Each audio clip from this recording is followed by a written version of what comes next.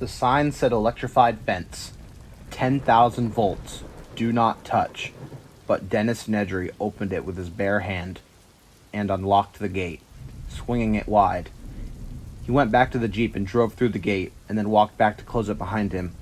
Now he was inside the park itself, no more than a mile from the east dock. He stepped on the accelerator and hunched forward over the steering wheel, peering through the rain-slashed windshield as he drove the Jeep down the narrow road. He was driving fast, too fast, but he had to keep to his timetable. He was surrounded on all sides by black jungle, but soon he should be able to see the beach and the ocean off to his left. But this darn storm, he thought, it might screw up everything. Because if Dodgson's boat wasn't waiting for him at the east dock when Nedry got there, the whole plan would be ruined. Nedry couldn't wait very long or he would be missed back at the control room. The whole idea behind the plan was that he would drive to the east dock, drop off the embryos, and be back in a few minutes before anyone noticed. It was a good plan, a clever plan. Nedry worked on it carefully, refining every detail.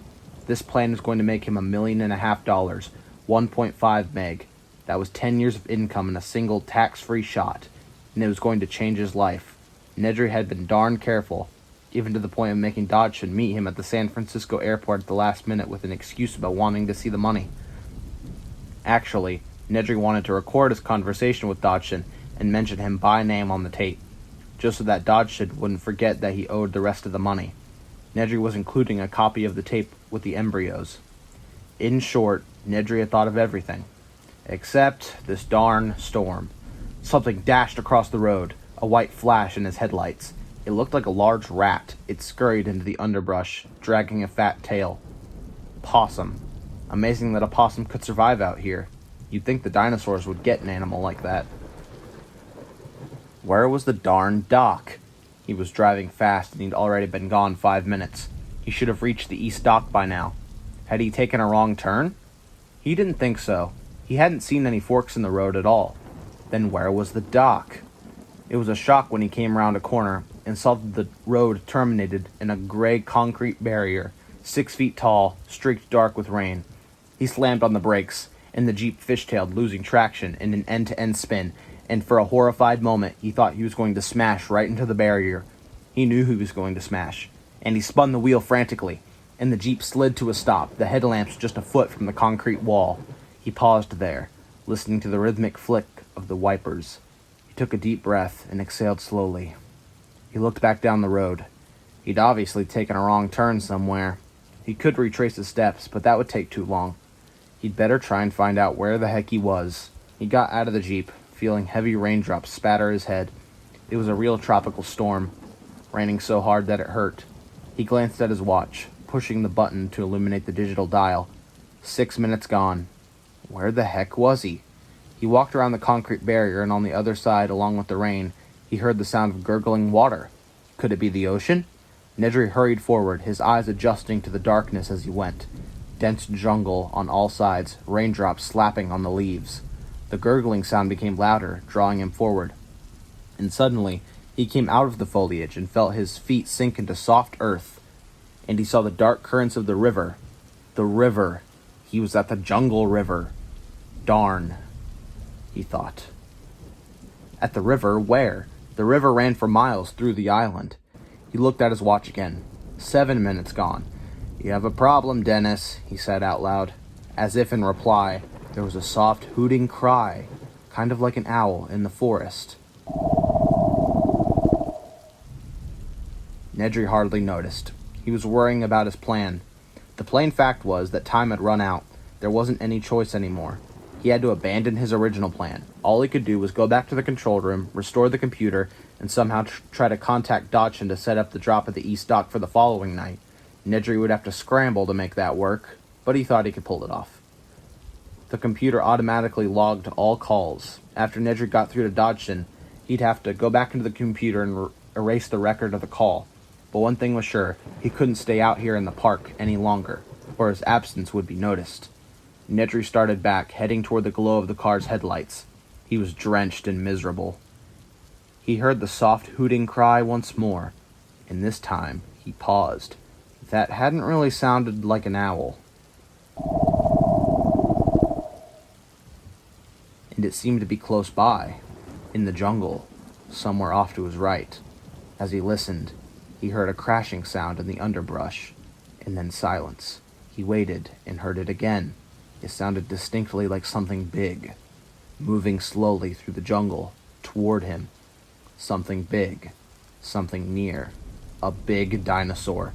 Get out of here, he thought. Nedry began to run. He made a lot of noise as he ran, but even so, he could hear the animal crashing through the foliage and hooting.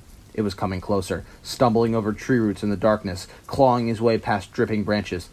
He saw the jeep ahead, and the light shining around the vertical wall of the barrier made him feel better. In a moment, he'd be in the car, and then he'd get the heck out of here. He scrambled around the barrier, and then he froze. The animal was already there. But it wasn't close. The dinosaur stood 40 feet away at the edge of the illumination from the headlamps. Nedry hadn't taken the tour, so he hadn't seen the different types of dinosaurs. But this one was strange looking.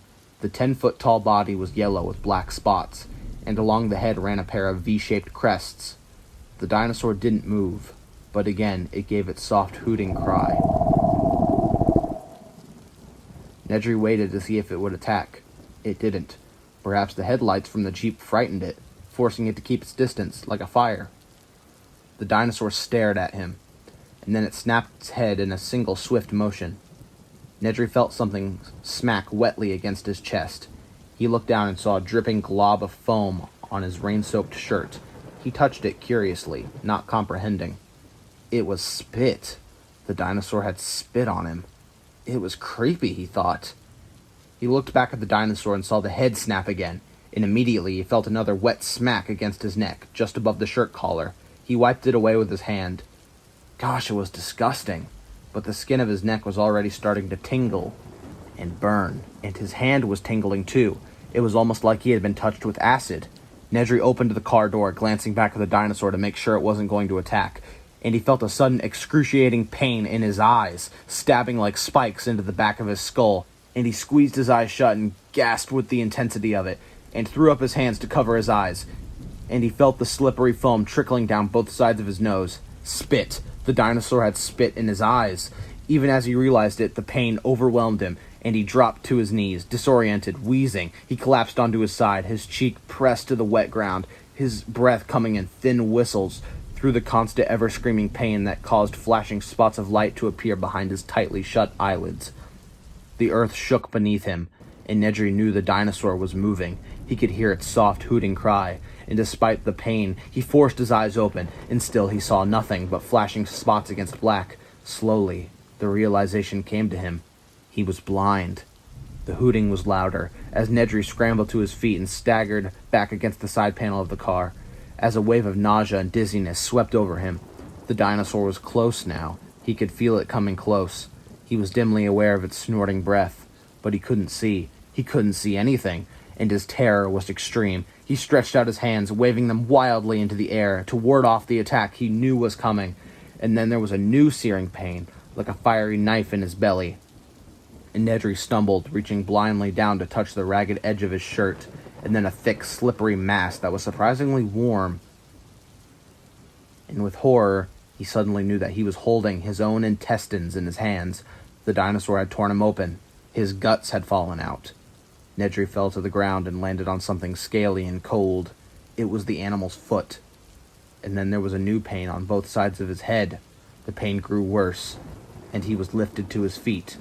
He knew the dinosaur had his head in its jaws, and the horror of that realization was followed by a final wish that it would all be ended soon. Sleep well.